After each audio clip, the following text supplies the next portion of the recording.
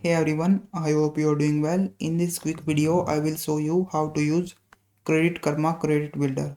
So just make sure to watch this video till the end and you will be able to use your Credit Karma Credit Builder. So to use Credit Karma Credit Builder, you have to follow this step. First you have to do is just open a Credit Karma Money Spend account. So this is a free checking account that are required to access Credit Builder. So once you have opened your Credit Builder account, what you have to do is set up a direct deposit. So you need to deposit at least 750 monthly dollars from your paycheck or to connect an external bank account.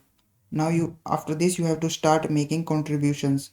So choose how much to contribute, minimum $10 per deposit. These payments are held in a locked saving account until you reach your goal. This is typically $500.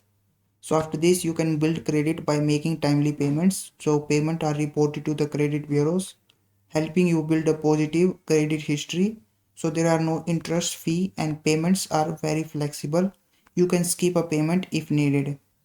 So once you have built your credit, you can access your fund. So once you reach your saving goal, you can unlock and withdraw the funds, effectively boosting both your credit and savings simultaneously. So that is how you can use your Credit Karma Credit Builder.